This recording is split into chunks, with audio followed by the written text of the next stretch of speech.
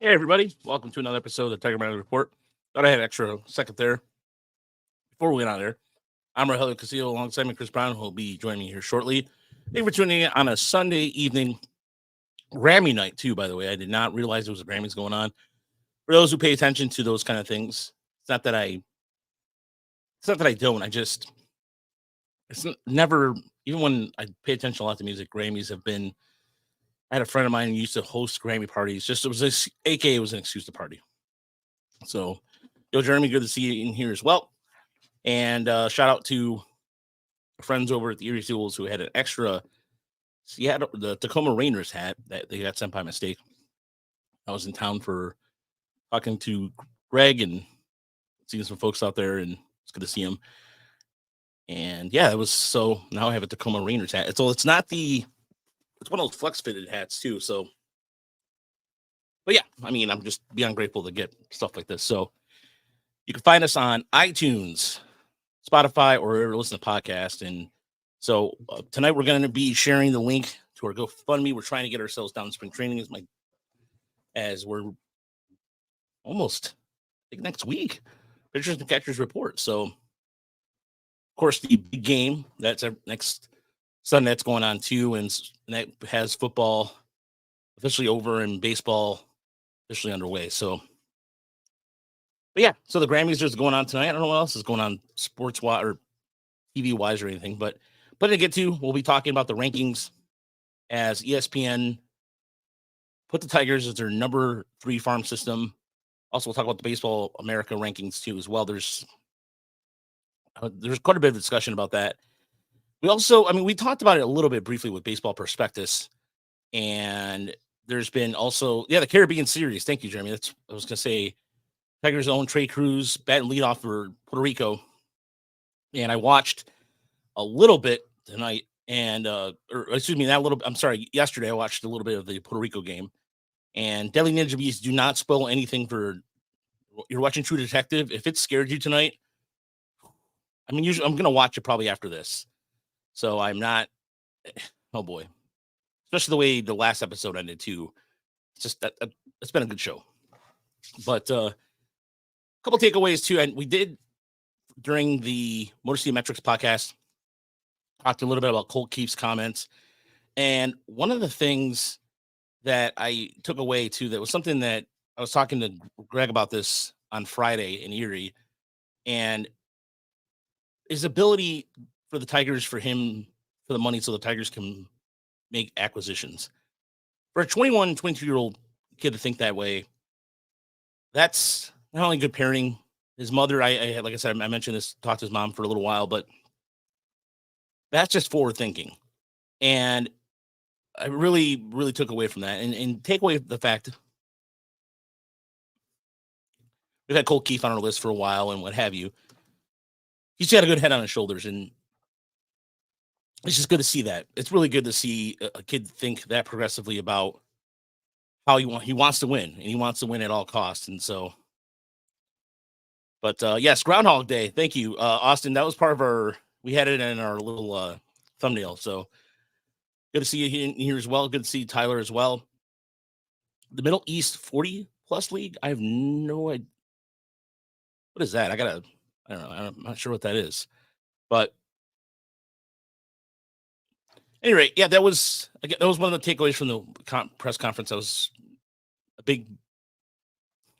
one of the big things I took away. Another thing too that was really nice it was kind of unfortunate this year is that you kind of wish the Tigers did some sort of Tiger Fest. I mean, the White Sox did something. I believe Cleveland did something, but it would have been nice for the Tigers to have prospects out and about. All the old pros. Oh, yeah, that's right, Tyler. I forgot about that league. Good call. I totally 100% forgot about that league. And I haven't seen anything on social media about it at all either. Did that draft take place in November or December too, from my recollection? But yeah, I just getting back to the Tiger Fest thing. I really wish there would have been something for that because I think that would have been a big hit. But then again, the Lions being in the postseason, I think also perhaps maybe that's why the Tigers didn't do anything because attention's elsewhere. But if you held it on a day the Lions weren't playing in the playoffs, or even the community events, usually they get the caravan together.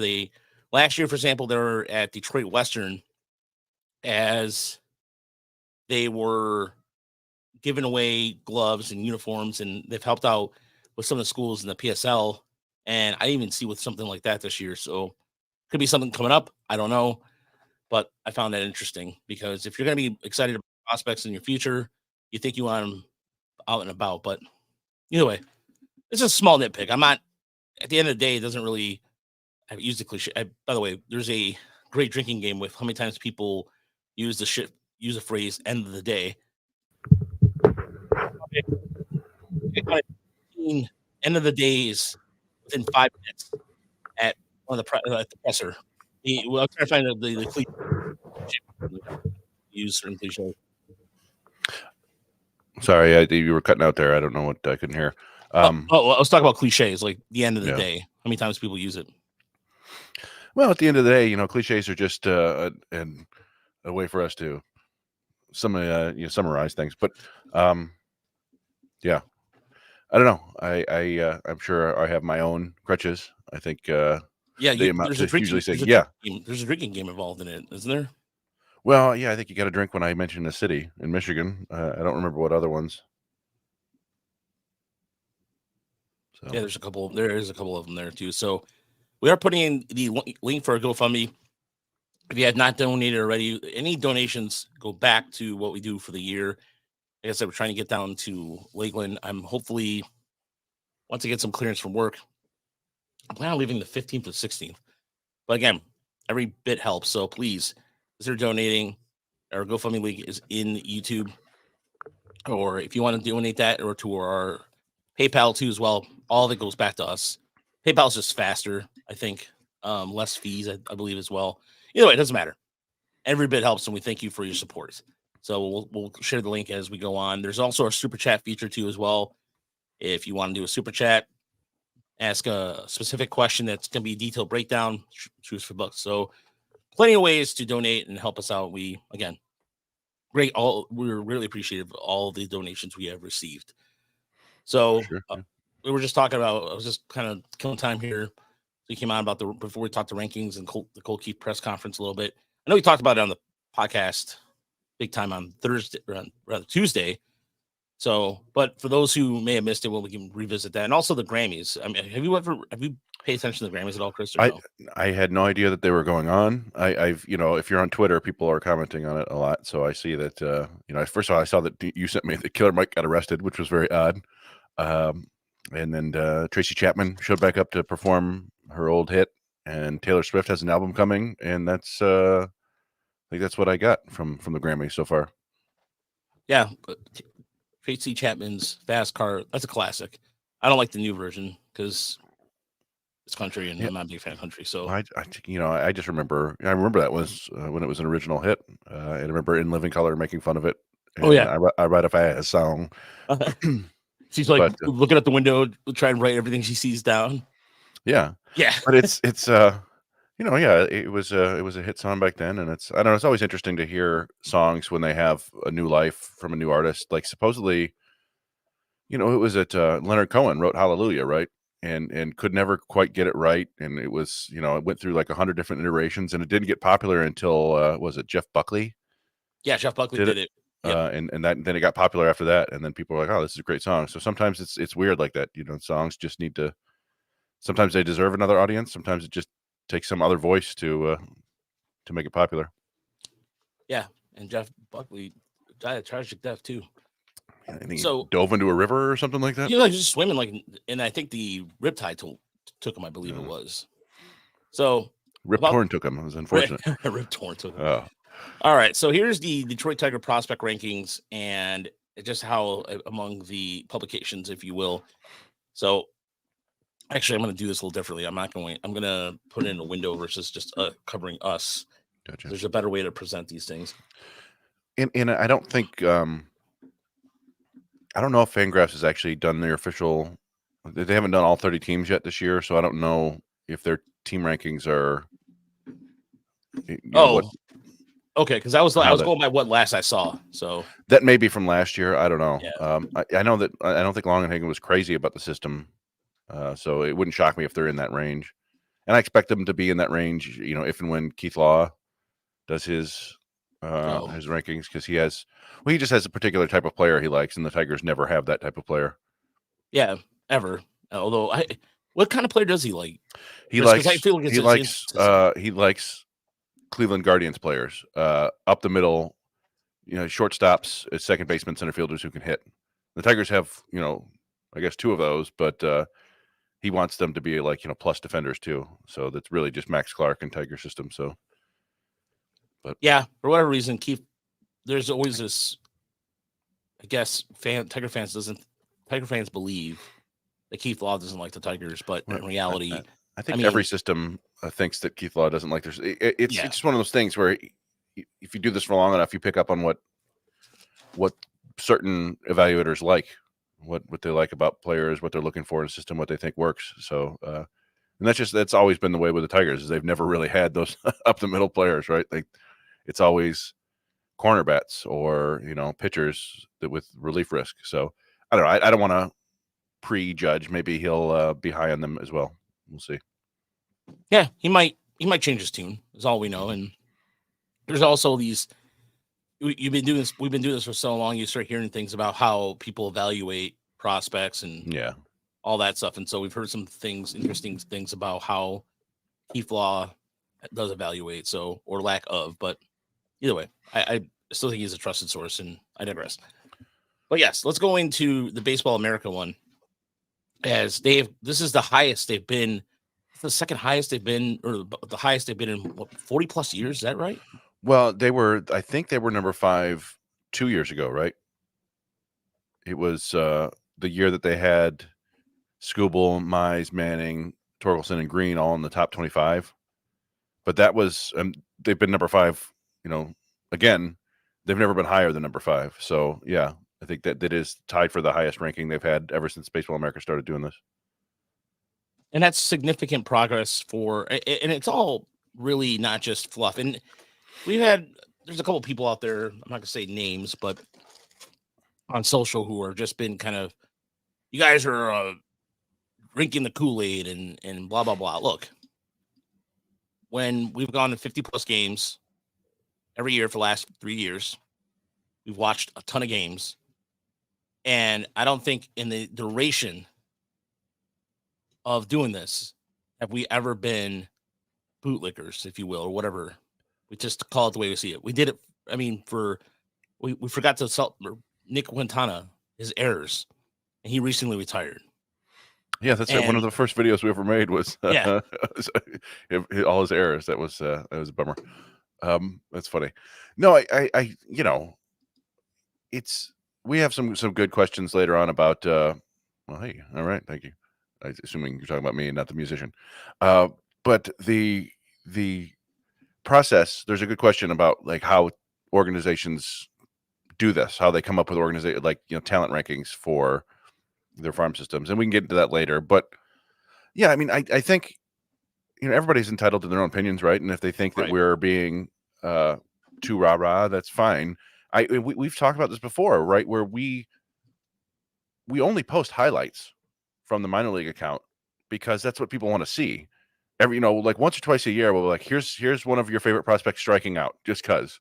And that's not us, just like, but I think we try to do a pretty good job of, or we definitely try to do a good job of being accurate and talking about the players' strengths and weaknesses when we do our scouting reports, right? It's and there's nothing wrong with being excited about the current crop of prospects in their system. Now, 2 of them are going to graduate pretty quickly, right? Assuming health, we're going to get Parker Meadows. It only needs about 10 more at bats, I think, to graduate out of prospect status, and Colt Keith will be out of there, and by the second week of May, probably at the latest. So that's going to affect the system, but we talk about this all the time. Anytime you see a system ranking, it's just a snapshot of that specific time. And I don't know. I think we can get too positive if you want, but like I don't know how else we're supposed to describe these players, because we're pretty cautious with Max Clark, but if everything clicks with Max Clark, he's got multi all-star upside as a center fielder with 5 tools really. And if Jackson Jobe keeps along this path, he's got legitimate number 2, even ace stuff. I mean, you're talking about some of the best pure stuff in all of professional baseball.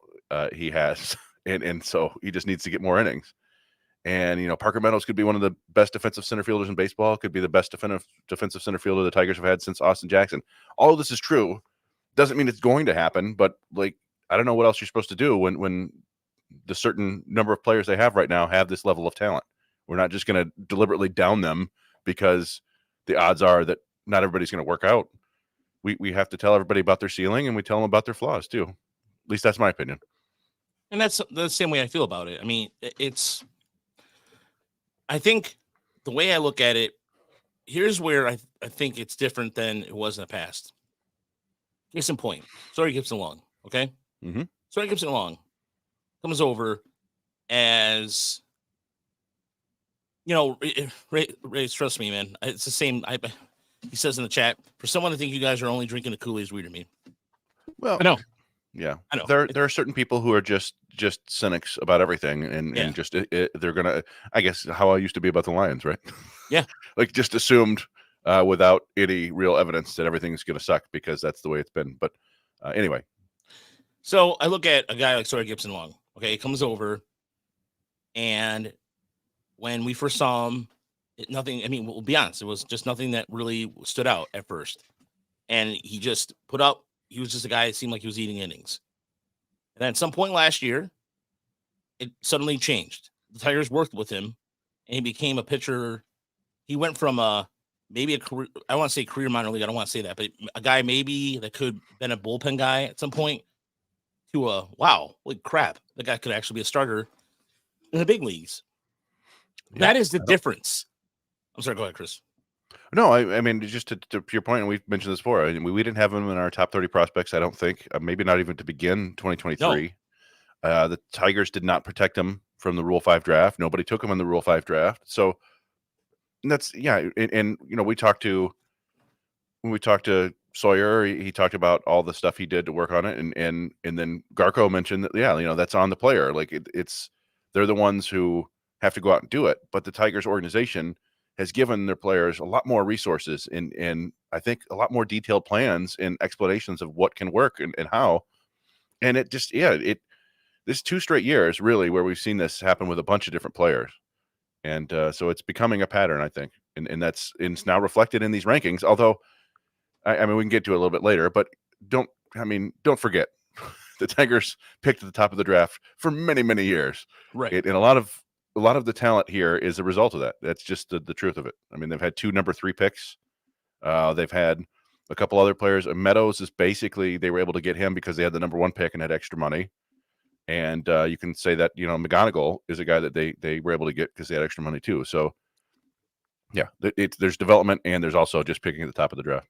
Also, but I will say this, if there's one thing that you can say that plays into development, our guys, like I said, with Sawyer Gipson-Long in mind, but Justice Bigby comes to mind. This is a guy who, in Kerry Carpenter, both 19-round draft picks. Mm-hmm. You're looking at now that 2020 draft class right now. I think it's the Bigby was 21, Carpenter was 2019. Yeah, 2019. It's a 2019 class, right? Or what's the class that's been? So 2019 was the Riley Green, Quintana, Lipsius, Kreidler, but also Brisky and Brendan White. And there may be somebody else in there. And then 2020 was the COVID year. So that's Torque and Keith. And then 21 is Jobe, Madden, Pacheco, Herder, Dylan Smith, Justice Bigby, Josh Crouch, RJ Pettit. They a bunch of different guys. I'm sure I'm forgetting a couple others. But yeah, they had some pretty good drafts in there.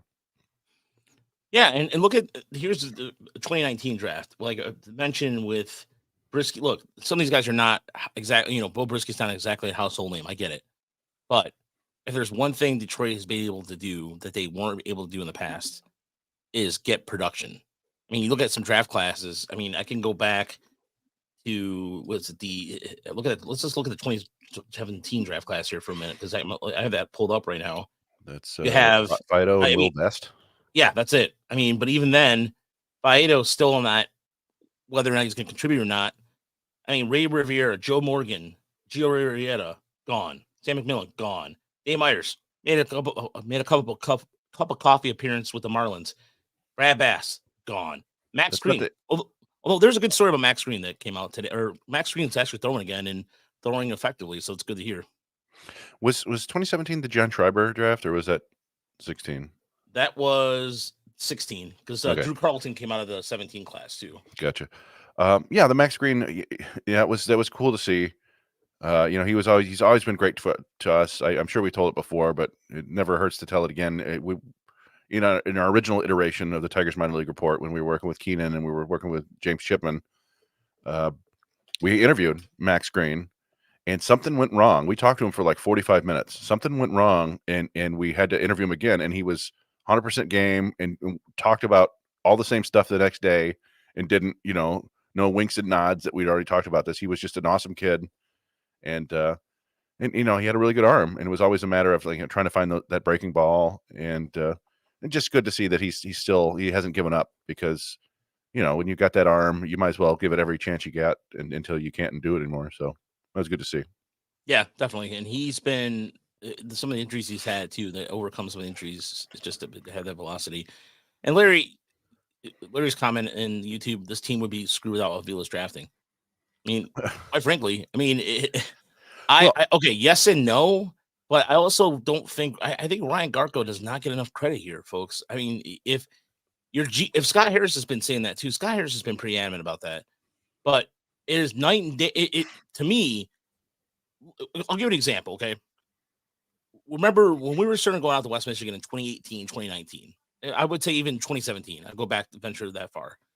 When you go to West Michigan, and we were going primarily to West Michigan. We weren't really going to Erie at the time. Maybe, I don't think we started going to Erie until like 2019, 2020, or I think it was after COVID we went. No. I think it would have been 21.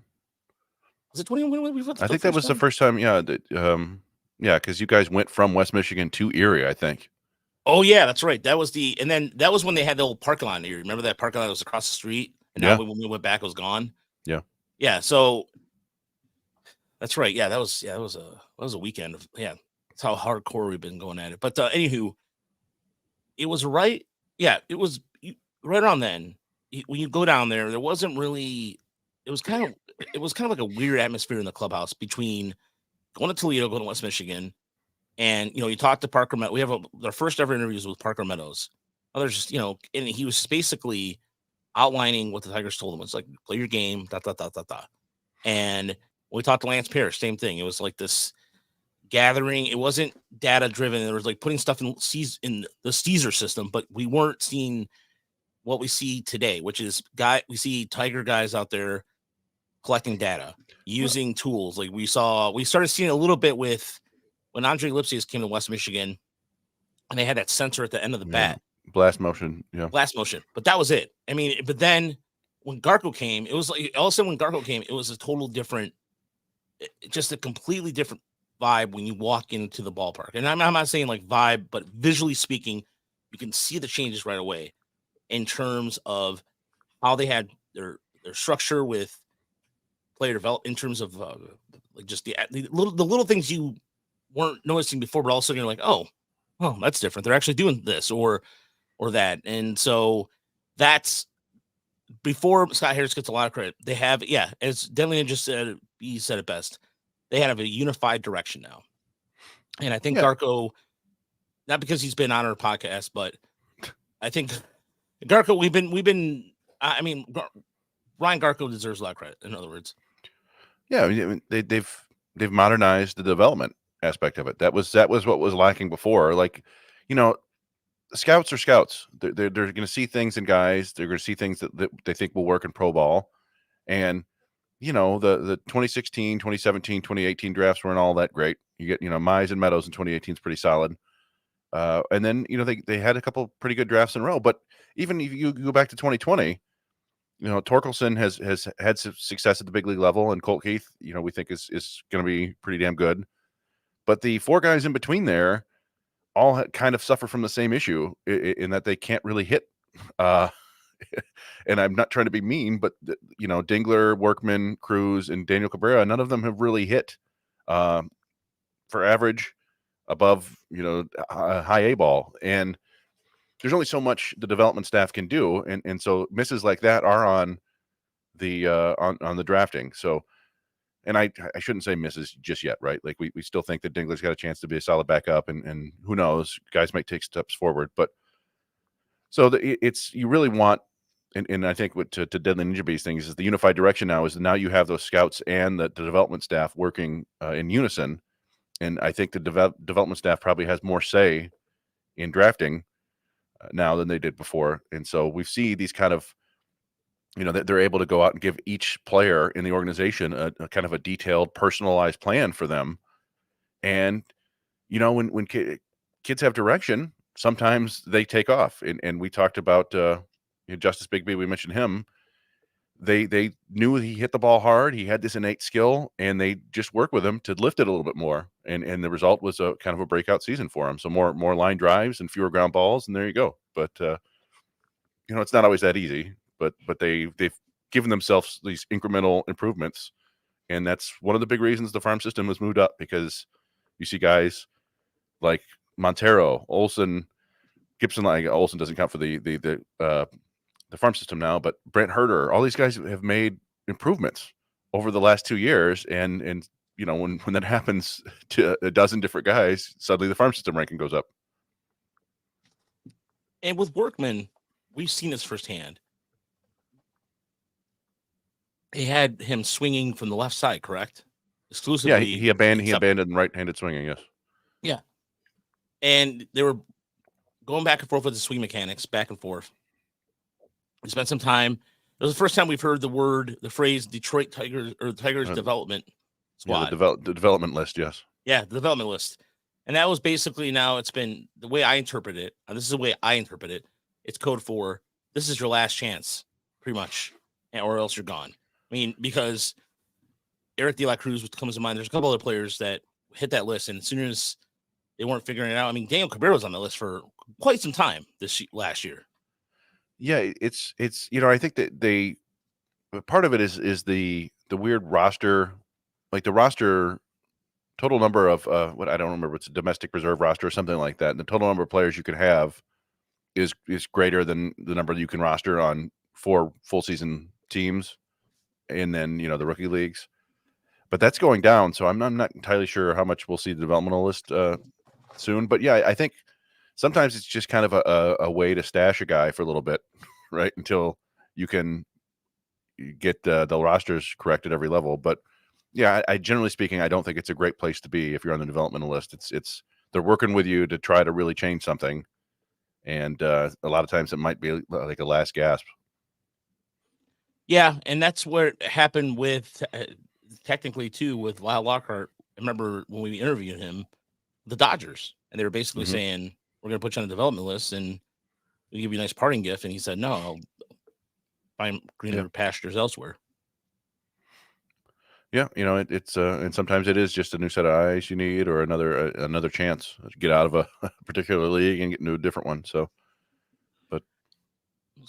the ESPN one, Kylie McDaniel is very, very complimentary of the Tigers. They come in at number 3.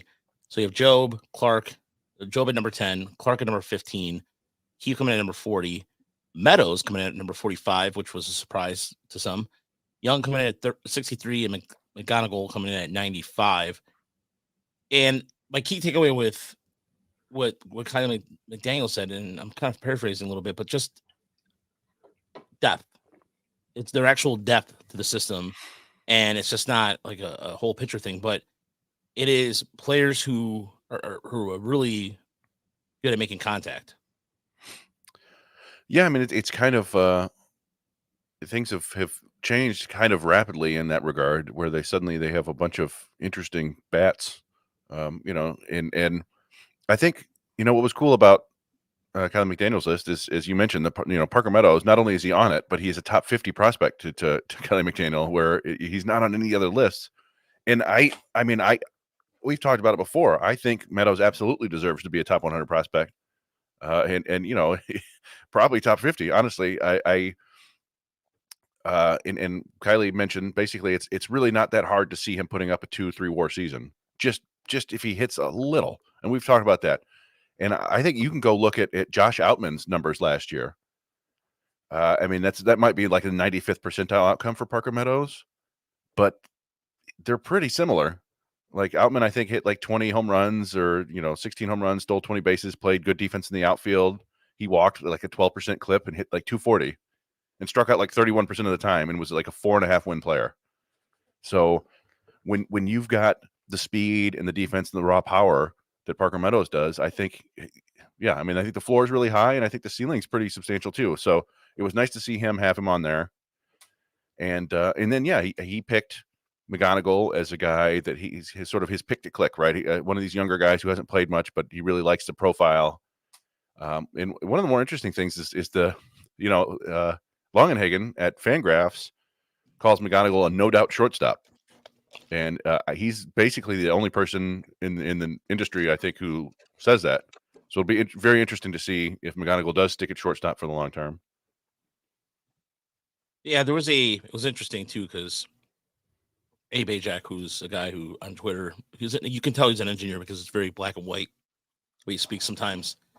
And I have I have respect for him because he does correct me, and rightfully so, because somebody needs to be corrected, and I'm wrong from time to time. But one of the things he mentioned, this is a good piece of hitting right there. That was a good piece of hitting. He was talking about McGonigal's numbers, not to be just looking at the stat line. And I informed him, well, look, I just didn't look at the stat line. For his age, he's doing pretty well. Was his exit velocity where it needs to be? No. I mean, he was, I think, 80-46, or I think it was 80-40. I'm sorry. I think average 86.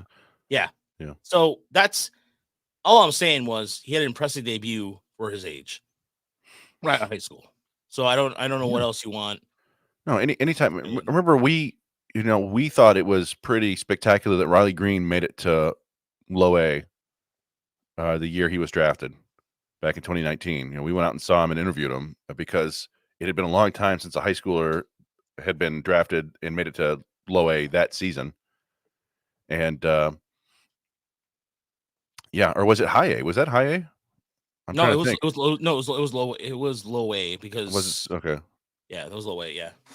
So it had been a long time, and to see that Clark and McGonigal and Briseño all kind of made it in their first full pro year. I guess Briseño had a year in the summer league before that, but I think it's different now. There's no New York Penn League, so some guys are getting pushed, but I think it's a great sign that he hit well and he walked and he made it to full season ball and didn't seem to be too bothered by it. And he's a guy that we pretty strong belief in the bat, so it's nice to see him get into some of these top 100 lists. Yeah, and if I am surprised about, I'm not gonna lie, I am surprised rather about the shortstop, but shortstop that he's gonna be no doubt a shortstop, but I haven't seen enough of him on the field to even draw that conclusion as of yet. So I'm interested to see where he's going to start the season. And I think if the way it sounds, or way been the I don't know, the rumor mills, or however you want to say it, the way that things have been hearing is that potentially we could see some stacked teams this year. And so that might be a case where he starts a year in Lakeland for all we know, despite the fact that he might, his numbers maybe indicate he could start the year at West Michigan. Yeah, I mean, and that is one of the things we talk about these farm system rankings, and a lot of it, whenever companies do this or organizations do this, a lot of it has to do with the guys in the top, right? The top 100 types. And the Tigers have universally 3 top 50 players. And most of the time you see them in the top 30. So that's going to make your system look pretty damn strong no matter what. But then it is the depth. And we actually, a number of the questions we got were kind of touching on that. And it's something we talked about before, but we can go over it again because it's going to be interesting to see how it all plays out. So. Yeah, we'll get the question. I'm sorry, go ahead, Chris. No, I didn't know if you want to get to the questions now, or if you had anything more you wanted to say about the lists. As far as the list go, by the way, the only other thing I wanted to add was the baseball prospectus one too, because that's also been Mm-hmm. from a history standpoint, not quote unquote favorable to Tigers, but it's the same group of players. Joe comes in at 17th, Colt Keith at 22, Clark at 24, Young at 66, and McGoggle comes at 79. So Yeah. that was actually the big difference among the list. There was McGoggle came in on their top 101. Jackson Holiday, by the way, of Baltimore was number one. Majority of these lists, Wyatt Langford coming in number two. Of course, Paul Skeens came down at number 9 on this list. And so James Wood, who that's a big fan. I'm a big fan of his game. Who's in Double-A, had mashed the ball last year for Harrisburg for the Nationals. It's good to see him. Dylan Cruz is probably up there too. Yeah, there's Dylan Cruz. There's Evan Carter back up there, and of course Baltimore's like, you know what, screw it. We're just gonna put another infielder in here. Kobe Mayo comes in at number 15, and he's also been ranked up high in pre lists as well. Kobe Mayo is a lot like Colt Keith. Maybe has more raw power, so it's kind of wild. Yeah, Andrew, there's the amount of data last year we collected on Parker Meadows just mashing the ball at Toledo is astonishing. It's just everything was just like just missile, and it goes back to the year before and year two. Is just some of the data we can see was just No, he's got easy plus raw power for sure. It's and he hits a lot of really hard line drives. I've talked about it before. He just needs to swing more, but maybe he won't. Maybe he knows to have success, he has to swing the amount he's swinging right now. But it's just one of those things where it appears that if he swung more, he might hit 250 with even more power. But we'll see. All right, so let's get to the questions. So there's one question that was emailed in, and it was from, I'm going to pronounce his name incorrectly again. I know it. The question I forwarded you, Chris. I think it's Keon. Is that his name? Keon. And he writes in, "Hey, Tigers ML report. First off, Chris has been doing some shows recently, but I hope he's been feeling a lot better every day and episodes as we go along. Feels like a whole bunch of folks have been getting sick wherever you guys are. So hope Chris and everyone are feeling good. You're entering a promising season of Tigers baseball." So his first question, and thank you for checking in on Chris. We actually had somebody else too. Mrs. Colt Keith's mom was interested in how Chris was doing. She was asking, "Wait, Chris hasn't been on the podcast. Is he okay?" And yeah. So it's good to hear that. No, yes, I'm fine. Thank you, everybody. I had COVID. I got on the Paxlovid. I was tested negative for COVID within like 4 days, but my symptoms lasted for like 2-3 more days, but I was good. Now my son has had a regular old cold for like 10 days now. But he's mostly okay. So thank you. Moms love the pod. And old BK, I like this too. It will be interesting how Baltimore ownership will impact it, because Baltimore, you know what, the new ownership might bring back the days of Baltimore domination in the 70s and 80s when the Orioles used to have farm systems, and it was just, I started in the late 60s all the way until probably mid 80s. Baltimore's just churning them out farm system. It was just they had pitching, they always had some sort of hitting. It's crazy the development that Baltimore had, and we're able to harvest that and turn it into a consistent power in the American League for quite a long time. So let's get into this question here. His first question: what is the narrative, or how did you explain to someone not following the Tigers minor league system how Detroit managed to improve their farm system? And I think he mentioned the quote tweet I had for one of our cynical fans on Twitter. And so he said, wanted to ask what changed anecdotally. What do you think of the minors? The first teams off the top of my head are Baltimore, Dodgers, Tampa, Milwaukee. So this is, he was talking about some of the environmental changes. I will say, I think we mentioned this earlier, the way to develop pitching, the way they every pitcher has some sort of process to it. They look at them and say, hey, what pitch can you pitch or bring back, something they haven't brought back before, and they will maximize the arms as much as possible. That is a big difference from then saying, hey, pitch your game and do whatever, or nutrition thing. Just, hey, you know what? We're not giving you hot and ready. We're going to give you a weight, or I don't know. I'm trying to think of a Caesar salad with actual chicken that's not chicken from a gas station, or because I've seen those things, those chicken, those packs of chicken you get at 7-Eleven now, apparently. So, Stan, printing player guides in Spanish, common sense things. The thing that blows my mind is Al Avila has Cuban roots to him. Okay? His father came from Cuba. You would think that you would have these guides. And I'm not even mad. I'm just slightly confused about that. So, but yeah, there was Scott Harris running things is just a holograph.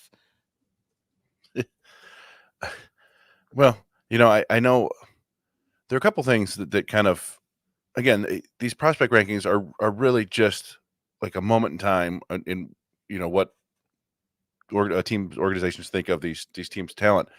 And I think if you go back a year ago, you'll hear us say that we thought that everybody was underrating the Tiger system because nobody had Colt Keith as a top 100 prospect. I don't think Jackson Jobe was a top 100 prospect anymore because he had kind of a rough professional debut. Wilmer Flores, I think, was on 1 or 2 top 100s, which is kind of odd because when we think about it, he was one of the few players last year who didn't really take a step forward. And Jace Young might have been on a list or two, but basically they didn't have any Tigers prospects on the top 100 list. And what happened was Colt Keith went out and did exactly what we thought he would do, which is murder the ball for a full year and make himself a top 50 prospect. He'd been up to I think he was moving in the top 50 by the middle of the season. Jackson Jobe took this huge developmental leap, right? Where I don't know if we were expecting that even based on his first season, but he went out and he got hurt. And then he went out and improved the shape of his fastball. He added a cutter. He threw nothing but strikes. His changeup got better. It just, huge development all across the board. Jace Young did not have a good professional debut. Only hit 1 home run, hit like 230. So people were a little bit iffy about him, including us. He went out and hit 27 home runs this year, or 28 home runs, right? Like, so, a lot of it is the kids went out and performed. They kind of met their 80th, 90th percentile development program. So that I think has a huge is part of the explanation, right? And then you add the number 3 pick in the draft and kind of, arguably the best draft since 2011 or maybe 2005, at least the top of the draft. And so you got fortunate there and you hit on Max Clark. And then there are people who like your second pick in McGonigal, right? So you add talent in the draft. And then meanwhile, as we talked about, Sawyer Gibson-Long makes improvements. Brant Herter makes improvements. Ty Madden is improving incrementally. All these guys that they've added over the last 3 or 4 years, for the most part, they all improved slightly to a lot. So that's I don't know if there's and we've talked about what they've done, in the nutrition and the individualized plans, but the players went out there and did it, and that's the main thing, right? That's how they got to be a better system, is the players went out there and proved themselves. Yeah, and that's right there. The metric that matters is what exactly you just said, Chris. And they filter out a lot of players from here and there that were not performing. But this is an example. Jackson Jobe went out against a team that was in playoff contention in Richmond. It's got a couple prospects in there. Went out and he got screwed on that. That was a bad call, by the way. He went out both there. Both of those pitches were very good pitches. Located right on the outside black, and you did get the calls, but you're in Double-A. As far as here's the thing, I'm as far as the only thing that Harris has done, you can sit there and Larry brings up a good point. What has Harris done differently than Al Avila? Well, I'll tell you this much. It's Ryan Garco. I'll say it again. Like it really, really is Ryan Garco that what it is that it's been part of just a uniform plus policy. We've heard about how the analytics guys or even when they were talking about drafting, they had a certain way they wanted to go about it, and the old guard being Avila overran it, or whatever the case was. Avila, it was a little as Chris has said this numerous times, and it was basically Avila waited. It was too little, too late as far as letting guys like the younger guys or even people like Garco do their job. It was too little, too late, and as a result of that. But what Harris has done is just basically put these guys together, like-minded people, and that's what he's done. I mean, as far as more impact. We're not going to see that for another 2 years or maybe a year or two. But as far as getting like the food, nutrition, and then even the Lakeland dormitory and everything, that hasn't been done since the 70s. Since this, ladies and gentlemen, that's bad. Okay, the Tigers have not had updated facilities in quite some time, and they were getting passed by over and over again. So if you want it, that's a big deal, because to me, or rather to let's say you're a prospect, right? And you're about to get drafted by the Tigers, and you go and realize that they don't have like you're used to all this state of the art technology. Say you went to a school like an SEC school or whatever the case is, where you have this kind of upgraded systems. The Tigers weren't even doing that a few years ago. So that's not all Harris. That's just a matter of the Tigers catching up to things. And Bass, I completely agree with you. You can't grade him yet at all. There's no way you can do it. But there's been some things he's done, and whether it's Avila, but I'm just gonna say it. I'm gonna just keep sticking to my guns about this Garco, because it's just he brought in players, evaluators too, that were part of the same process. Some of the pitching people they brought in. Go ahead, Chris. Yeah, I mean, I think it's probably largely an acceleration of what Garco wanted to do or started to do under Avila. I think Scott Harris probably had a better understanding of what needed to happen and what resources they needed, and expanded that. And I think there's probably a little bit more accountability and frankly, paying more attention to what's going on at all these levels and keeping an eye on these guys and their development. But yeah, the only thing we can really say so far, and actually, we can't really, because it's only been one draft, but the change in the draft this year signified a little bit. They were willing to take a little bit more risk on high school players and their upside. And also they seem to really target guys who could play defense up the middle and hit the ball for the most part. Like almost everybody they drafted is a hitter. He's got a proven track record of hitting and play somewhere up the middle.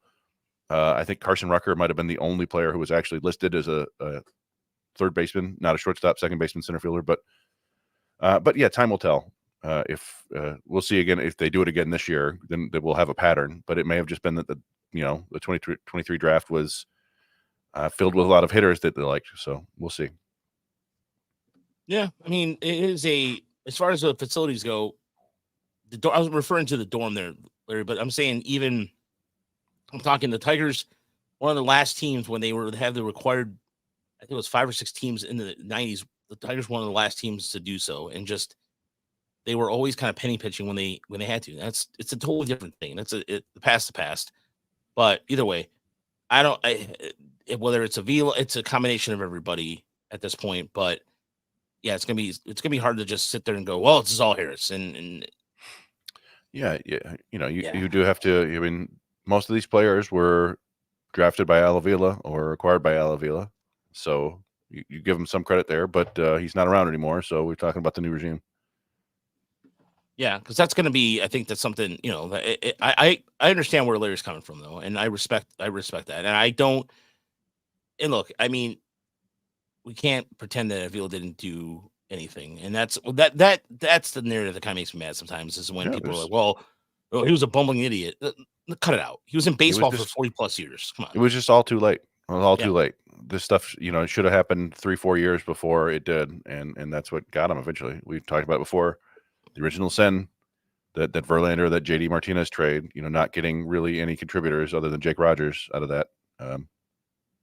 Some of that's bad luck. Some of it is, I don't know. You just have to. We always talk about it, like the heart of what made the Tigers a contender from 2006 to 2014, 2015 was the trades that Dave Dombrowski made. Signing Pudge, signing Maglio was big, and later on they were able to sign, Prince Fielder, Victor Martinez, and having a handful of homegrown all-stars and Verlander and Granderson and Inge and Avila was big. But ultimately it was Dave Dombrowski making awesome trades. It was traded for Guillen, traded for Polanco, traded for Max Scherzer and Austin Jackson, traded for Doug Fister, Anibal Sanchez, Johnny Peralta, Iglesias, like all, so many key players were traded for, and Al Avila's trades didn't work out like that, and that's why they failed. The Tigers went down the drain. Yeah, just a bad. Yeah, So let's move on to so we did get a couple questions. And so one came in from Cameron. And the first one was, do you think the leftovers from the rotation competition, Olsen, Sawyer Gibson Long, Wilmer Flores, be in the Tigers bullpen, or do you think they'll keep them stretched out in the AAA rotation? I will say this, just based on some indications, I think there's going to be, Toledo and Erie are going to be stacked this year as far as rotations go. I'm just going to leave it at that. Yeah, I think there's an element of, I mean, we've talked about this before, that there's a lot of depth now. There, you could go 7 deep in starters at the major league level, I think, pretty easily. And these things tend to work themselves out. Somebody's going to get hurt. Maybe multiple people get hurt. But generally speaking, I think it's better to keep your starters stretched out because you're going to need them later in the season, right? So you send them down to Toledo and you have them start. You have them get some innings because you can always use a guy for 1 inning, right? You can always go, all right, we need somebody in the bullpen. Let's use one of our starters. It's a lot harder to go down and say, hey, we only have bullpen guys. We need somebody to get innings. And maybe, the argument is that they have enough starter depth that they can afford to put like Flores and Olsen and stuff like that. But I don't think you want to do that. I mean, maybe Flores. I think Olsen, you want to stick with him as a starter. Same with Gibson Long for now. Flores and Montero are question marks there because I think with Montero, especially, and we talked about this before, I think this stuff might be able to play in a big league bullpen right now. I mean, the command is a little bit loose, but but again, that's another guy that he could be a solid, mid rotation number 4 starter, and that's pretty valuable. So if you want to keep developing him that way, they probably should. So yeah, I think Rogelio is right. I think we're going to see a couple big leaguers starting in Toledo, and probably a number of guys in Erie who could theoretically be in Toledo, sticking around. It's going to have an effect all the way down the ladder, maybe even down to Lakeland, where guys could be in a level above, but there's, they got to get their innings. And there is a thing too with, and it kind of leads to the next question, which was Stan's question on Twitter, which was, you see Hernandez, you talk about Winkill Hernandez and Carlos Pena moving up to AA Erie on opening day roster from West Michigan. And that, honestly, I mean, if you're going to put, I would think no, only because here's why. You're going to have you're going to probably more likely have Melton and Job, in addition to likely some of the guys that are left over from last year in that rotation. Not sure who, but there's going to be a good chance. And so if either they decide that Winkill can go in the bullpen, sure, I could see maybe starting the season in Erie. But as far as Pena goes, the same thing. But Pena, I don't think he's not a power lefty. So is he going to be a swingman? Who knows? I mean, it's up to the Tigers how they're going to see that role. So I don't know. I personally think, Stan, they might start the season at West Michigan, eventually moving up to Erie. They've already mentioned Job possibly hitting the majors this year. So let's say Job just gets off to a torrid start in Erie. Then I think within a month or two, you can see one of those guys go up to Erie. Yeah, and it's also, I think, one of the things we need to remember is what they've kind of instituted the last couple of years is they're really strict about their innings limits for their starters for the first few months of the year. So last year, I think it was 4 innings and 60 pitches, maybe 4 and 70 through the first month, through all of April. Nobody went more than 4 innings. And one of the side effects of that is that you can kind of do tandem starts, at least on, I guess the Tuesday, Sunday start, where you'll have one guy go 4 and the other guy go 3, and then you switch them around the next time. So they'll have some leeway in that regard to begin the year. But yeah, again, it's just going to be this thing where there's going to be kind of a domino effect. If it's not going to happen, but if everybody at the big league level stays healthy, then you're going to have big leaguers pitching in Toledo, and then some people are going to be down. And not to be too mean about it, but I don't think Carlos Pena and Wilco Hernandez are kind of priority prospects for the organization, whereas somebody like Troy Melton we think is, because there's that's a big league arm, and there's more upside there. And I don't mean to, again, I don't want to be mean. Wilco Hernandez will occasionally pop off like a 97. You're like, where the hell did that come from? But there's you don't see the total package there. And as Raj said, Carlos Pena is a guy who's living upper 80s, touching low 90s. It's kind of tough to thread that needle when you're throwing that low velocity. As much I'm rooting for those guys too. I mean, for Pena, Yeah. really. I mean, he's only pitched really professionally for in terms of a short period of time. If you're looking at the lefties in the situation, Bass brings up a good question here on the chat. Odds are that Chafin will not return to his 2022 form. Probably a good possibility. But then you look down at what the Tigers have in terms of prospect wise, in terms of left-handed pitchers, to kind of fit that situation mode. I mean, you can be imaginative with guys like, for example, if you're looking at possibly maybe you can. I mean, if you're going to have Tyler Holton will be good. I mean, Tyler Holton's going to be a solid backup there, just in case. But if you're looking down on the farm system, as far as relief arms go, it kind of the Tigers are in a really interesting position because Andrew Magno. I mean, he pitched all over. I mean, but does he get a consideration for a call up? His command sometimes struggles. He keeps walks down. So then Adam Wolf's 27 at this point. So what do you do with Adam Wolf? I mean, is he just another? So there's the lefty situation. I mean, they have Jake Higginbottom too as well. That's going to be, and also Andrew Vasquez. Don't forget about Andrew Vasquez. Vasquez is coming back. He'll get the first chance. So, I'm trying to remember if there's another lefty or two, but yeah, it's I don't know. I mean, that's one of the things the Tigers did this offseason. They added a bunch of bullpen help too, right? Like, Miller and Chafin along with Lang and Foley and Holton, as you mentioned. Like, there really aren't that many open spots. Will Vest is still out there, Brisky, Faedo. Like, there are all these guys who could compete for slots. Brendan White, Tyler Madison's going to make some noise at some point. Like, they have a lot of options. So I think you want to keep your starters starting and you keep your relievers relieving, as it were. Well, it'll be interesting too. Paul's bringing up possibly Young might move up to Double-A and some pitchers. The Tigers have mentioned Young playing third at the big league level. It's not just, they've mentioned it in press conferences, what have you. But I don't see. I mean, if you're looking at the situation right now at third, heading into Double-A and Triple-A, I think if you. Pacheco's probably going to spend another year at West Michigan. So yeah, I would assume Pacheco and Campos will be there all year. Not all year, but they'll begin there the season, yeah. So beyond that, though, it's going to be a hodgepodge of how they're going to fit in the likes of, is Andre Lipsius going to spend another year in Toledo? He could play third. That's going to be the interesting dilemma here. Young could start the season in Erie, but I also could see him starting the season in Toledo. It all depends on what they ultimately do at third base come a few weeks from now.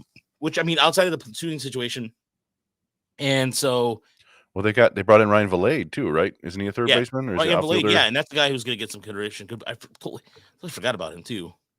Yeah, they've got Kreidler still around, Lipsius. You got Eddie's Leonard. You got Winslow Perez. You got again. It's going to be a juggling act, I think, of them trying to just make sure that they get these guys playing time, and they're not going to give up on Young playing second base. I don't think. I'm sure he'll still play some second base, right? Maybe I'm wrong there, but just given the way that they need to get players in the lineup, he'll probably play third base, 3-4 games a week, second base 1 or 2, and DH the other. And also, don't laugh about this, but people don't sleep on Corey Joyce either. Corey Joyce has gotten. There's been some interesting numbers about Corey Joyce and it's not just He was my preseason breakout pick last year, and then it didn't really happen. But he's an interesting player. He can play shortstop. He walks a lot. He's got some pop. What was it? Somebody told us that though. Who told us that? It was one of those charts. It was about that. I don't remember what exactly it was, but it was about slugging percentage on impact or something on contact. I don't remember exactly what it. But yeah, he showed up better than you might expect. He was, there with Colt Keith and Justin Henry Malloy. Yeah, which, and Navagato is going to be coming back too, and so that's going to be. I think the left side of the infield is going to be the most fascinating and also most frustrating position to watch heading into, as far as the farm system goes, heading into after spring training, because you look at the depth charts across the board, and there's so many different ways to go about it, and they could sign another player. Who knows at this point? As far as if Matt Chapman goes, this is February 4th right now, and I'm sorry, but the fact there's so many players left on the board, you can't tell me there's a little bit of home cooking collusion going on here, because come on. Yeah, I mean, that's part of it. I also think that the number of, quality players is kind of small, right? You got Bellinger, you got Chapman, and maybe another 2 or 3, Snell. Montgomery never signed, right? There's some big names out there still, but after that, like, I keep thinking that we're going to start seeing some big league level talent accepting minor league deals with spring training invites. I think we already saw like Kevin Pillar, not that he's like, a big star or anything like that, but so that, teams might just be kind of waiting it out here. But yeah, I don't know. I'm going around. We've talked before about the depth in the system at second base, and now I guess kind of third base. And basically, we did get a question about that. I don't know if we're going to touch on it yet, but about shortstops. What did so it's from Jason. I got the question right here. Jason Fisher. Yeah, Jason Fisher. He said, "Are there any true shortstops prospects in the organization? Most shortstop prospects are drafted in that position, but eventually graduate to second or third due to body development as they progress up the ladder." That's a really good insight there, Jason, because that's absolutely correct. And as far as looking at it from a third base, from that standpoint, I think Peyton Graham, I think he's got an arm there. I think he can play shortstop pretty effectively. It's just, in Christian Santana, he's not shortstop. No, he's not shortstop. No, but I was gonna say, if he was going to be a shortstop, he remind me of just all arm, not a lot of, his range is kind of limited. But I would love to see. I think Abel Bastidas has the ability to play short, definitely. Yeah, Bastidas. There was some hope that Raylan Perez could come up. He's athletic enough to do it, but he had a rough season.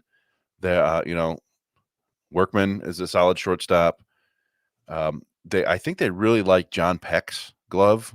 He was a guy they drafted this year out of Pepperdine, I think.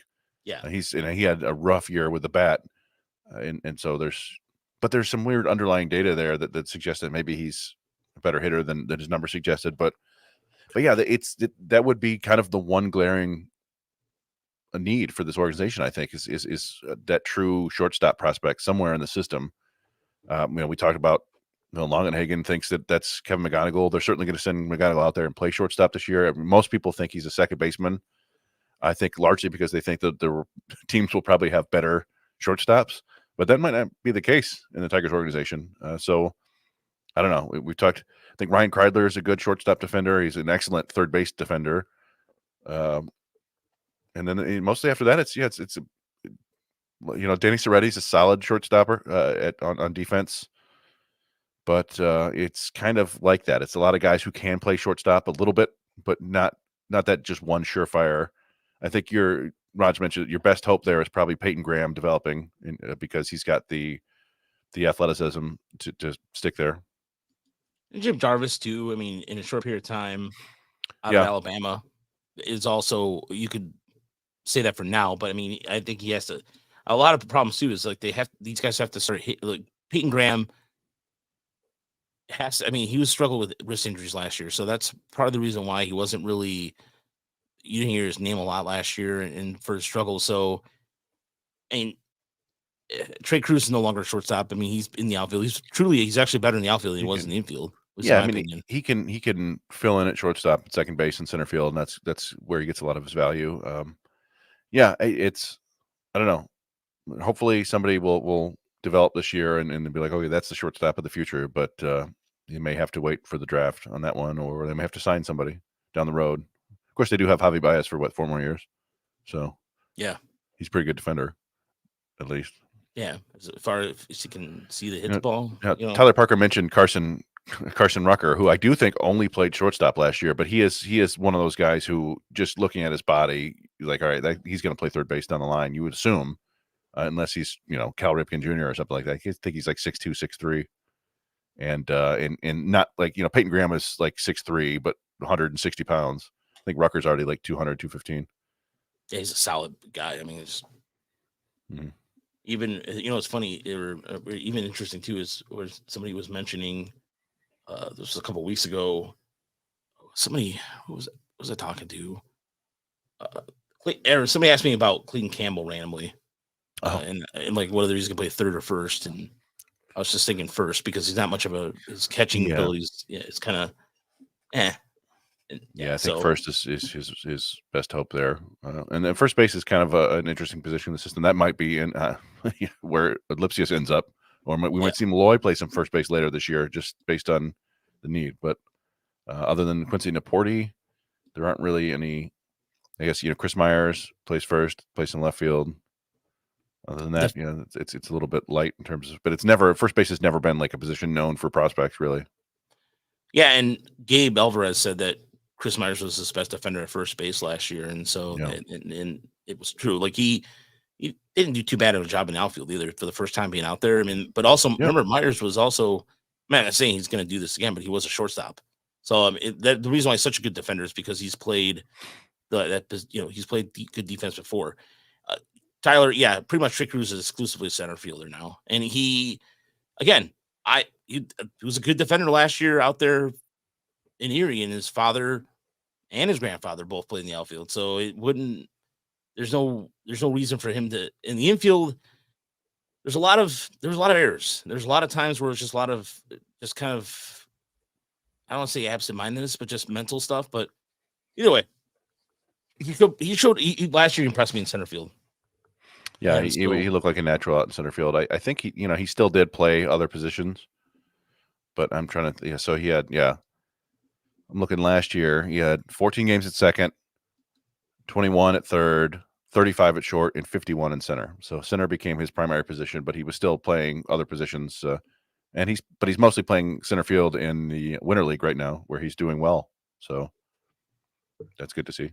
Yeah, and again, he's one of those guys too that at the plate when he can really be on, he's on. And so I don't know. He took a step last year forward. Another guy who took a step forward out of nowhere last year defensively and didn't see it coming was Winfield Perez in center field. I mean, he really was the kind of guy that no one saw coming. Defensively, he had showed an arm out there. And so it's I mean, to me that was one of the most underrated surprises of last year. Yeah, well, it was partially because things were getting kind of ugly at second base. And with Winslow Perez, it's never been a question of the physical talent. He does have a strong arm, and he had decent enough range, but the accuracy of his throws was just like an issue, like a mental issue, it seemed like. And that seemed like he spent some time in the outfield, and I think he was then back at second for the most part. And it seemed like once he went to the outfield for, I don't know, about a month or so and came back, his throwing issues were largely gone. I still think you don't really trust him outside of second base, but giving himself some defensive versatility in the outfield helps for sure. Yeah, especially for a guy who, again, it was just kind of like a mental thing with him in the infield.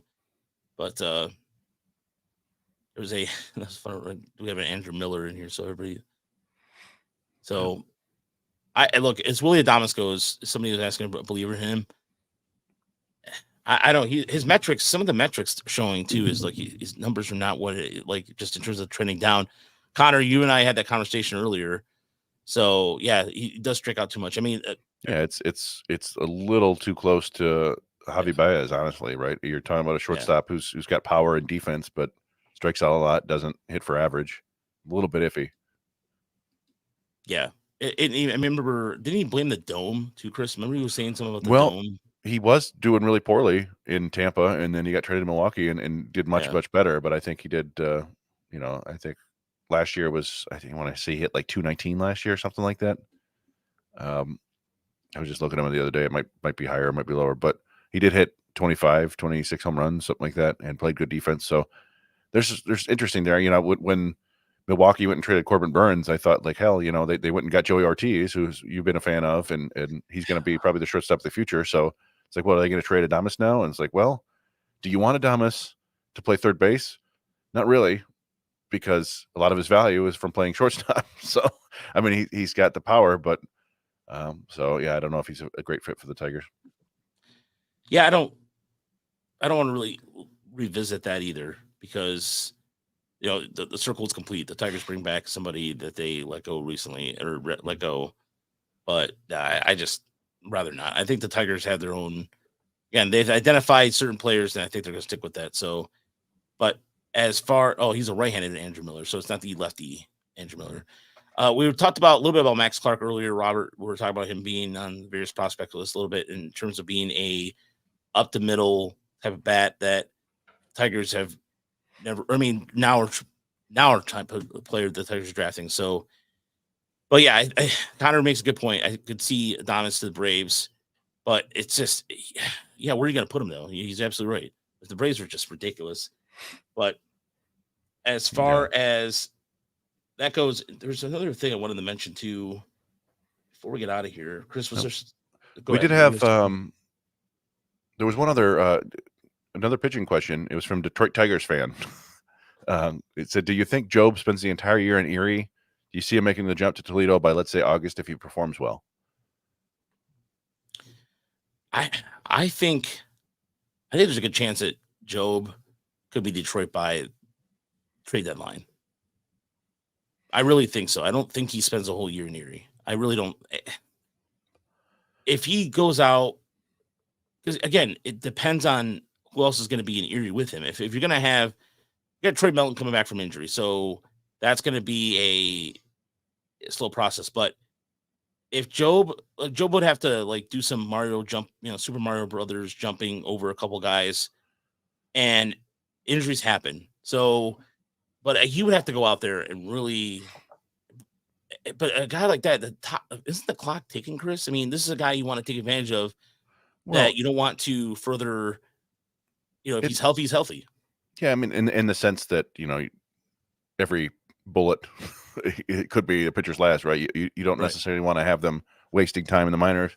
The main thing we talked about with Job is he only threw about 80 innings last year in games, and so generally speaking, the Tigers have not gone more than like 40 innings more the next season. So I'm thinking Job's probably topping out at 125 innings this year. And I think that's the most important thing for the organization, is to get him to those innings so that then he can go, when he's theoretically a member of the Tigers rotation in 2025, he can go 165 innings, right? Like a full workload if he needs to. But yeah, he's kind of the one special case in the organization, I think, where there are certainly bodies ahead of him. We talked about it before. In Montero, Flores, Madden, Gibson Long, all those guys. And then they brought in the free agents, right? There's not really a clear spot for him right now. But given his talent level, and if he makes even modest improvements, let alone like kind of doubles up the improvements he made last year, he's going to be one of the best 5 or 6 pitchers in the organization, honestly. So it could just be one of those things where if the Tigers are competing and they feel like there's an upgrade available, maybe they bring him up. I tend to think that it's pretty rare for a young pitcher like him to come up and still, succeed right when he comes up, but he's got that sort of stuff that it might work. I think that he'll spend, through June, maybe to the All-Star break in Erie, and then probably up in Toledo. And it could be one of those things where if he comes out and shoves in Toledo for like 2 or 3 games, they're like, okay, that's it. We've seen enough. And he's coming up. But they might just kind of do half and half like they did with Colt Keith last year, right? Half the season in Erie, half the season Toledo, get him his innings, get him prepared for the next year, sign him to a long-term extension. Although you don't usually do that with pitchers. So I don't know. Yeah, I don't think he'll spend the whole year in Erie. Yeah, there's somebody who was asking about how many innings we expect from Mize, Deadly Ninja Bees. Look, if the Tigers get 120 out of him, that's a miracle to me. And I only say that because I want to see Mize go out and do that, and that should be expected. But we're in these times where 120 innings is the equivalency of a guy throwing. It's strange how 120 innings now doesn't mean the same thing it did say 20 years ago. So Yeah, they gave Scooble 80 last year, right? And he wasn't coming off Tommy John. He was coming off some different stuff, and that was in 15 starts. I think probably 100 is probably all you're going to get from Mize. I don't know how they're going to work that out. They may be giving him 3 inning outings or capping him at a certain number of pitches. But then again, he's had almost 2 years to build back his arm strength, right? It's just he hasn't actually done it in games. So I don't know. I'm trying to remember, like, the most innings I think I can remember anybody throwing after Tommy John surgery was Matt Harvey, and it was like 190, right? It was like the Mets worked him like crazy, and that was basically it for him. That kind of ended his career. So I think they're going to be really cautious with Mize. I think part of signing these free agent pitchers is with that in mind, is they know that they're going to need starts, and Mize is not going to be able to give them 150 innings. So I don't know. Yeah, 80 to 100, I think sounds about right. So Connor asked a question about who could be a potential breakout among pitchers. Ooh. And it also is hitters too. And there's a couple guys that had. I mean, Dylan Smith is one of them. Connor asked that question. Tyler said Dylan Smith. I think Dylan Smith was all of them. One of them too. I think Colin Fields. I know that sounds like a weird name to mention, Chris, but he was one of the few pitchers last year that went from complex to Lakeland and was somewhat effective. I mean, he pitched. His walks is where he's got a problem. He's got to control his walks. I'm not saying he's going to break out, but it's got interesting stuff. I mean, then again, Lakeland didn't really have any arms that, as far as let me rephrase that. The transition from the complex to Lakeland was, and some of the arms wise, wasn't a smooth one.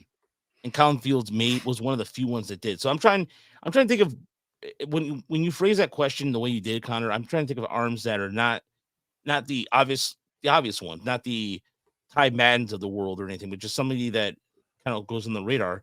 A guy that has been, there's, as far as kind of from a younger standpoint, you have, of course, Carlos Mencalo, who we saw throw 100 innings last year.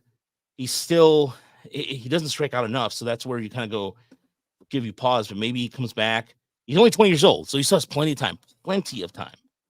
So, but as far as any other of these arms go, I'd love to see an international arm come out of nowhere, Chris. Well, that would be nice. I was kind of surprised you didn't mention, because I now consider him kind of your guy, is Jaden Ham. Oh yeah, no, Jaden Ham's. I was gonna say, yeah, Jaden Ham's the guy who I'm going. That's the guy. Yeah, you're right. He's my consensus overall breakout guy. Yeah, which he had a really nice pro debut, and he's got some interesting stuff, and I think it's a good pick there. It's always easiest to kind of just guess on the draft guys. I'm trying to remember, a couple of years ago or heading into last year, I thought Joe Adametz was an interesting breakout candidate, and then he was hurt and only pitched half the season. I don't know if he even got up to Lakeland. But yeah, some of those guys from that 2022 draft class that we just haven't seen a pitch much, like the Patrick Pridgeon and Quinn Goditis and the Joe and Jake Miller. Like we haven't seen those dudes. So I want to see them, to see what kind of raw stuff they have. But I can't really say like, hey, this guy's going to break out, because we haven't seen their stuff. So it's a little bit tough to pick for a pitcher for me. And for hitters, I don't know. I've got kind of a sneaking suspicion that Luke Gold is going to do some damage this year. But to what extent, I don't know. Like, is he? I don't think it's going to be a Kerry Carpenter situation. But I feel like, and he kind of snuck into the back of our top 30, and I don't know if he's on anybody else's. Maybe Fangraphs. I think they've liked him, but yeah, I think he's got a chance to hit his way, into an interesting player by the end of the year. Yeah, as far as hitters go, yeah, I would put Luke Gold on there too. I put another guy as, I think, even from an international standpoint, because I was trying to think of some of they've signed a lot of players, but maybe I think Samuel Gill perhaps makes a step forward.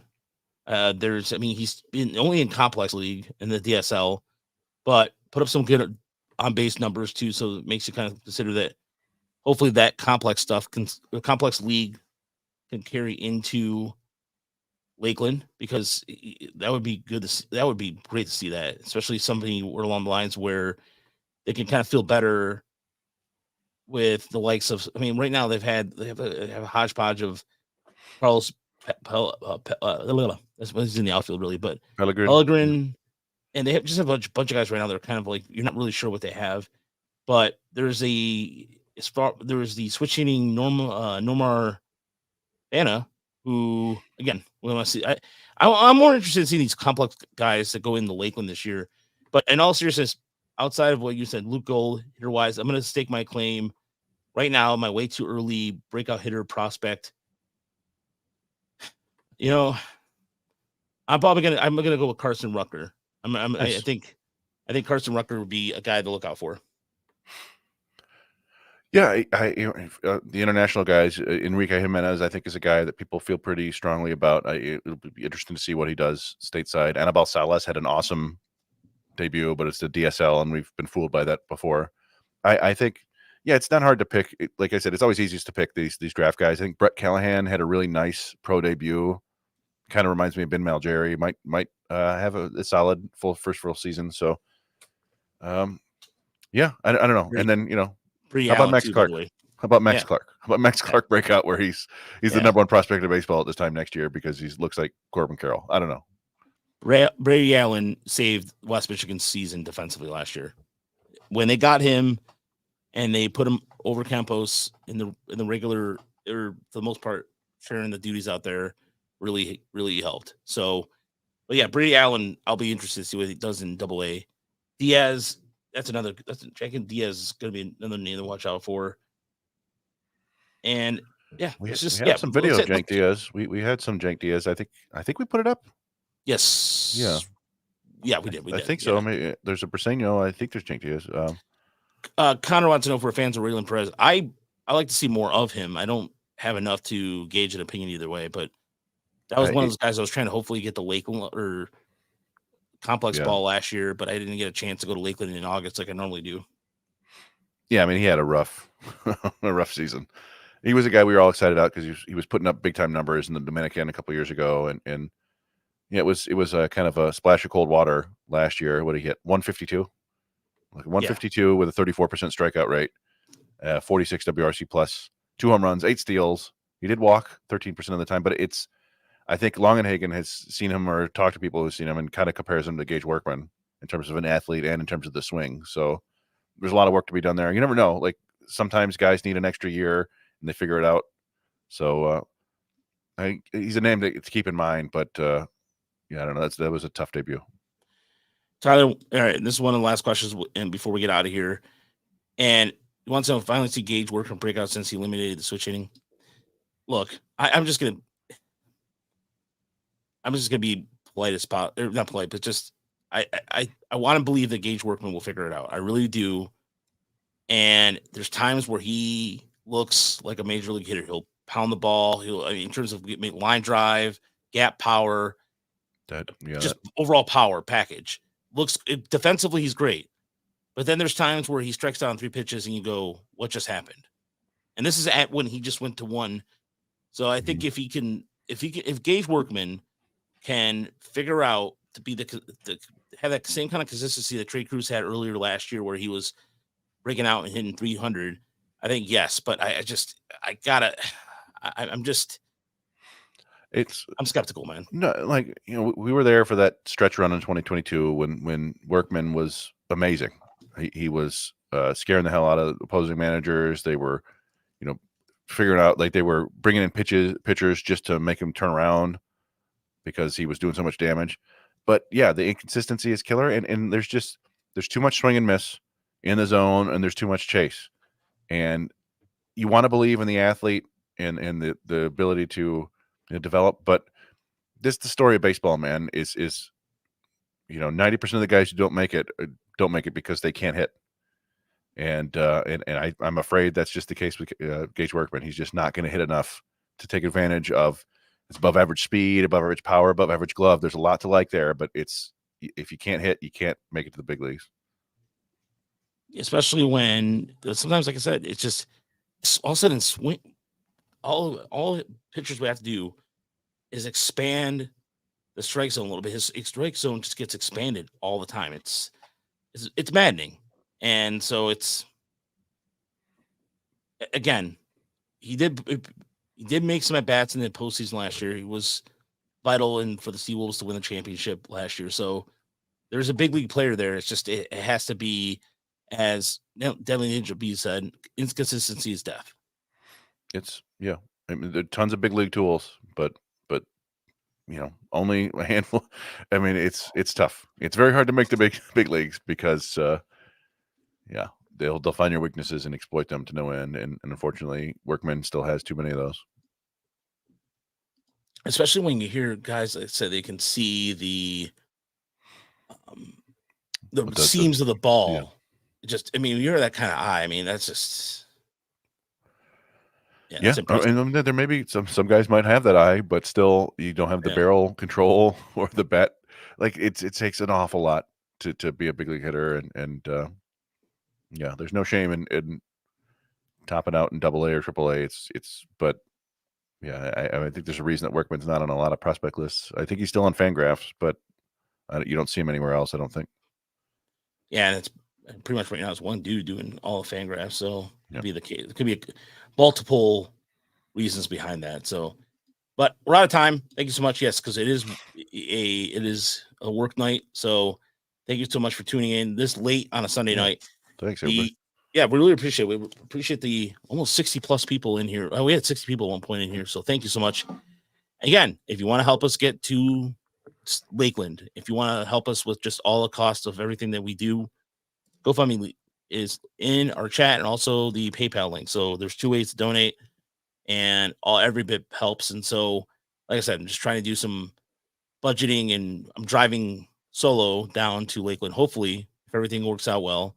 So I have to get my work approved, and I have to get some, like I said, maybe a AAA card, all that, because I've never driven by myself. The furthest I've ever driven by myself was up north, I think. Driven 6 hours by myself. And so from here to Lakeland, it's, I think, 21 hours, something like that. I'm not sure. So it'll be, like I said, every bit helps. And so if I know full well that I have tires and all that jazz, I mean, stuff like that. My car just hit 50,000 miles. I have it was the first I have now for 3 years. And so pretty happy. Actually, for all the driving I did last year, I only hit 50,000 miles when I got the car with less than 9. I can't remember. Anyway. Yeah. Well, you have the, generally speaking, you have the rough end of the split where we drive to Erie in your car, we drive to West Michigan in mine, in South Bend, but neither of those are that far. I mean, they're like 100 miles a piece, but anyway. No, and Erie, now to the point where I could do it in my sleep. Erie is, the only thing about Pennsylvania roads that suck is they're not lit. I don't understand. The Pennsylvania is some of the darkest roads in the country. From my limited, it's limited Amish mafia. It's weird because you'll drive by when you get on the I-90 and you're heading to Erie, and then you look like this weird looking trailer parks and abandoned on the left. They look abandoned, and then the speed limits and everything. And I don't know, it's just really dark out there. And so we're getting close to baseball time, and we're looking forward to it. So please, if you can, that'd be great. It'd be really appreciated. And if anything breaking light, we'll probably be doing. Honestly, Chris, I don't know, unless we've said this every week, and you know what? I don't think anything's going to happen. I think we'll get the list of non-roster invitees probably next week. Yes, that'll be something to discuss, sort of. Yes, it'll be something to definitely discuss. So once any breaking news this week, we'll probably do the usual. We'll do the usual show on Mercy Metro side of things, probably on Thursday. Probably later in the week versus Tuesday. This last week we were trying to accommodate for Uper and myself. So we'll talk to you later this week on Motor City Metrics. Have a good evening. We'll talk to you soon. Thanks, everyone. Thank you.